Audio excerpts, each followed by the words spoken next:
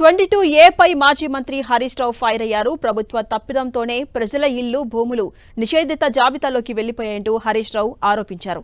20 ఏళ్లుగా లేని సమస్య ఇప్పుడెందుకు వచ్చిందని ప్రశ్నించారు.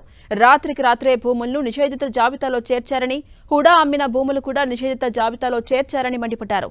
వారసత్వంగా వచ్చిన భూములు కూడా నిషేధించిన జాబితాలో చేర్చారని తెలిపారు. హరీష్ రావు తప్పు చేసి సారీ చెబితే సరిపోదు, దీనికి నైతిక బాధ్యత వహిస్తూ మంత్రి పొంగులేటి రాజీనామా చేయాలంటూ డిమాండ్ చేశారు హరీష్ రావు.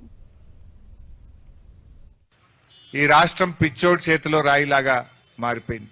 ఈ రాష్ట్ర ముఖ్యమంత్రి ఎప్పుడు ఏ తుగ్లక్ నిర్ణయం తీసుకుంటాడో, ఎప్పుడు ఏ పిచ్చి పనులు చేస్తాడో అర్థం కావడం లేదు.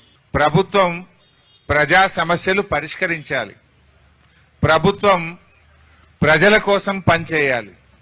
కానీ ఇలా రేవంత్ రెడ్డి ప్రభుత్వం సమస్యలు పరిష్కరించడం లేదు, సమస్యలను సృష్టిస్తా ఉన్నది.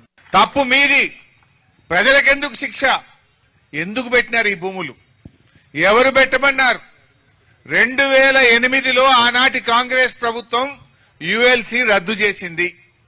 యుఎల్సి రద్దయిన తర్వాత ఆ భూములన్నీ పట్టా భూములుగా మారినాయి, లేఅవుట్లు అయినాయి, ప్రజలు ఇల్లు కట్టుకున్నారు, అపార్ట్మెంట్లు కొనుక్కున్నారు, ప్రజలు అక్కడ నివసిస్తున్నారు. 20 ఏళ్ల నుంచి లేని సమస్య రాత్రికి రాత్రే మీకు ఎందుకు ఆ బుద్ధి పుట్టింది? ఆ యుఎల్సిలో పరిష్కారమైన భూములన్నీ కూడా ఎందుకు నిషేధిత జాబితాలో పెట్టారు అని ఈరోజు మేము అడుగుతా ఉన్నాం. భూములు తీసేయండి, మా కాలనీని తీసేయండి అంటే ఉత్తగానే తీస్తామా? 30%. ఇది 30% గవర్నమెంట్. ఏ పని కావాలన్నా, ఒక భూమిని నిషేధిత జాబితాలో తీయాలన్నా, ఒక భూమికి సంబంధించిన సమస్య పరిష్కారం కావాలన్నా 30% ఇవ్వాలన్నట. పైగా డెవలప్మెంట్ కూడా వాళ్ళకే ఇవ్వాలన్నట.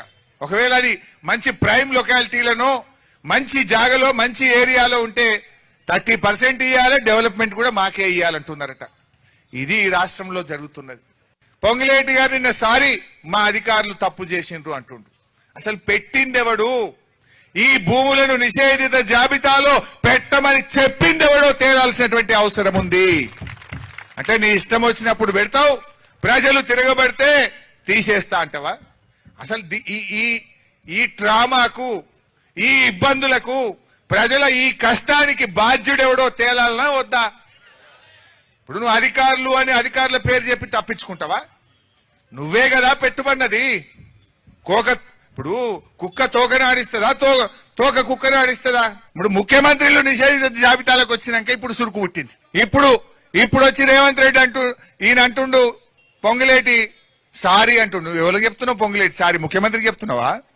ఏదో తెలియక నీ ఇల్లు కూడా పెట్టినా జరేమనుకోకు సారీ అంటుండా? ఇంత పదవి పోతుందని సారీ చెప్తున్నావా? ముఖ్యమంత్రిలే ఇలా నిషేధిత జాబితాలు పెడితే ఇప్పుడు ముఖ్యమంత్రి దరఖాస్తు పెట్టిండా నా ఇల్లు తీసేయండి? మరి రేవంత్ రెడ్డి కూడా నా ఇల్లు నిషేధిత జాబితాలో పడ్డది, నాది తొలగించగలరు అని అప్లికేషన్ పెట్టిండా మీ సేవలో పోయి? మరి ప్రజలు ఎందుకు పెట్టాలి? ఈ ప్రజలు ఎందుకు ఆఫీసుల చుట్టూ తిప్పుతున్నావు?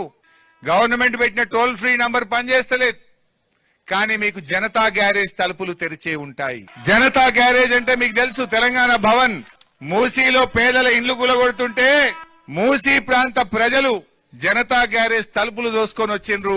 బీఆర్ఎస్ వాళ్ళకి అండగా ఉన్నది, వాళ్ళని కాపాడుకున్నది. నేను ఈ మల్కాజ్గిరి నుంచి కూడా రంగారెడ్డి, మేడ్చల్, హైదరాబాద్ రాష్ట్ర ప్రజలకు నేను భరోసా ఇస్తా ఉన్నా, అధైర్యపడకండి. మీకోసం జనతా గ్యారేజ్ తలుపులు తెరిచే ఉన్నాయి, ఎవరైనా రావచ్చు.